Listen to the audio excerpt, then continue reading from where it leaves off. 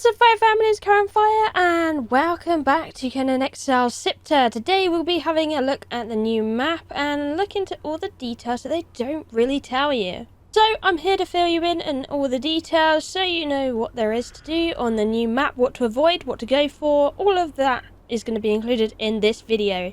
The map is pretty big and you've got an expanse of several different biomes.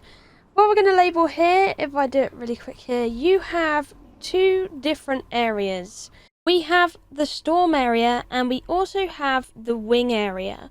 So the storm area, I'll explain that one first because it's very vital you know this before you start, otherwise you can make a huge mistake and lose your entire progress, and you definitely don't want that.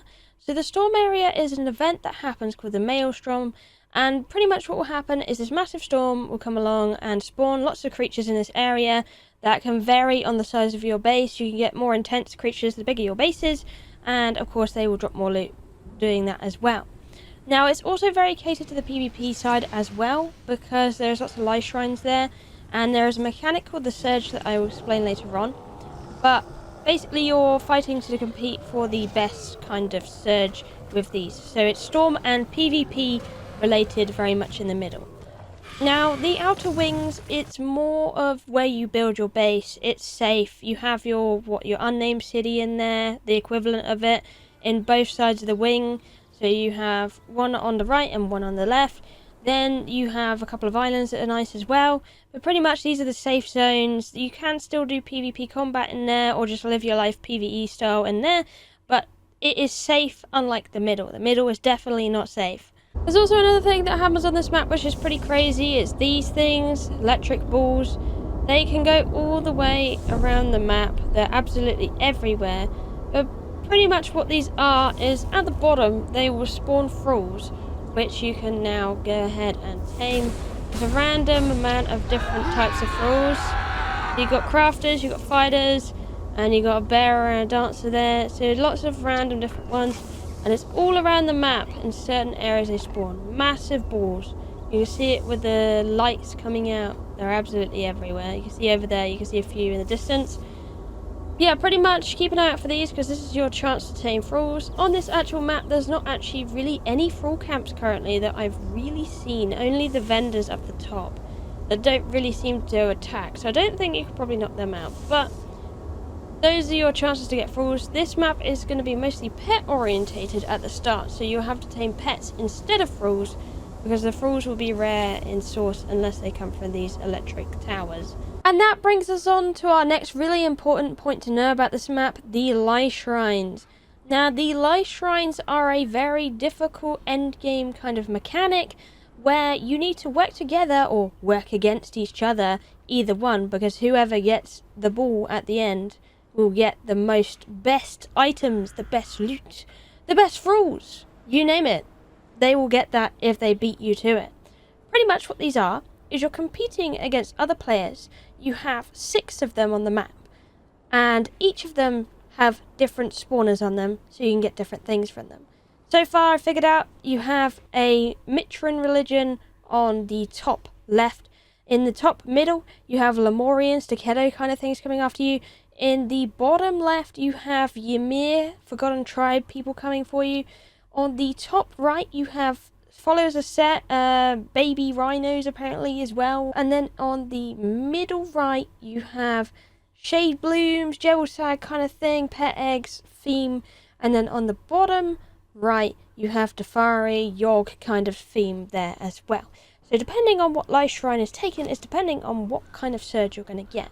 And as you saw previously with those electric balls, every time the tower will charge up, it will light up blue, and you will hear this big clunking noise.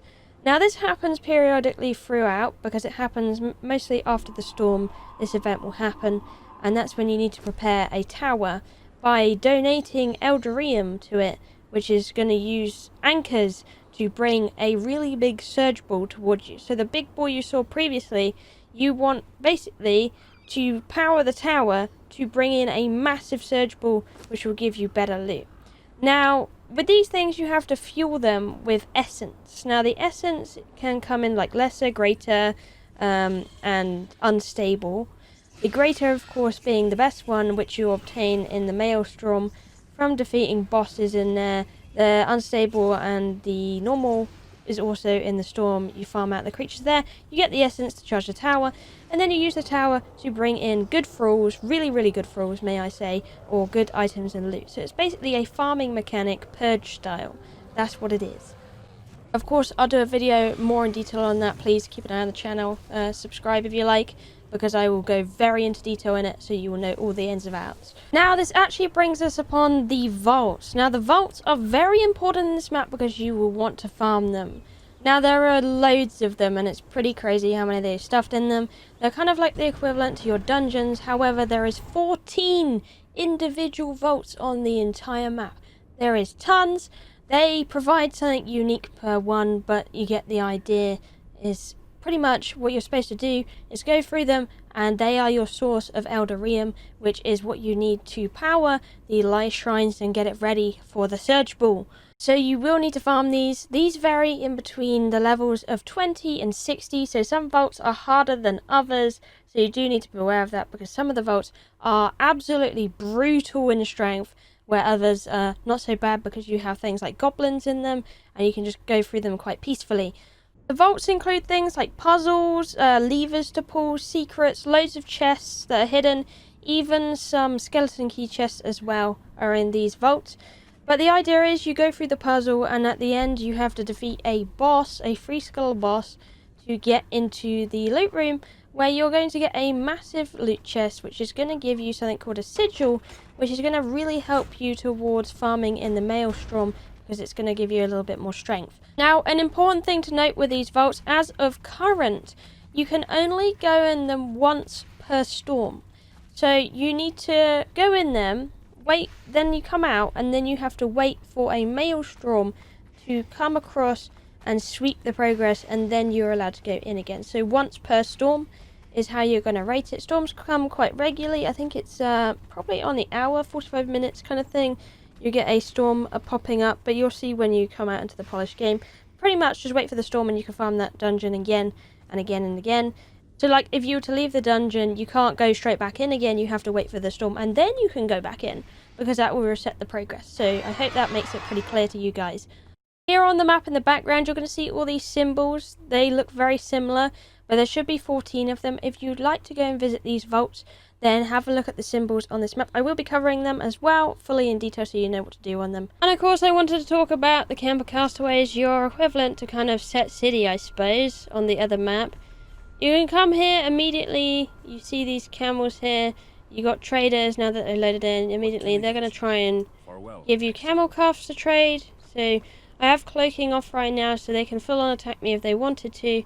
They're not going for me currently, so that's a good thing. But you can see you got crew people around.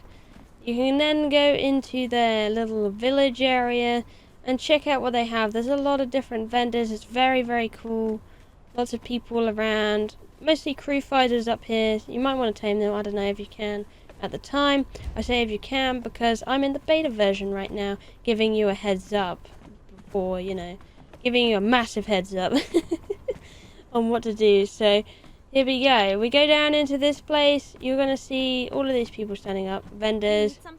She'll sell you a lynx cub, which is a new creature. That's really cool. 200 gold coins. Very expensive at the moment. They might nerf it. I don't know. Feathers here. Spider sack. All sorts of vendors. Bear pelt. You've got elephant hide. There's a massive trading market. There's loads and loads of people wanting to trade with you. So make sure you rack up your gold or whatever else to buy things off of other people. You got honey wine, just absolutely all sorts. Spiced pork as well. You got food, a bar. You got a couple of merchants here as well. They can sell you some alcohol and some soup. And then there's another merchant here. They sell you iced tea. That's also a very useful thing to have when you can have it. And then there should be some more vendors around places. A person back here. Join of the Strange, you can buy a rock nose off her, so she can stock you up there. There's another animal egg. So you get all your animal babies from this area. Very important to remember, so do make sure you check it out when it comes to it. Anyway, that pretty much wraps up what you need to know when starting out in Siptah and the mechanics that you should know and ingrain in your head when you want to play this. If you want to know about anything more to do with this map, guides, make sure you subscribe to the channel because I'll be covering it in a lot of depth, doing a lot of videos and all of that good stuff. But anyway, thank you for watching. I love you and I'll see you in the next one. Bye!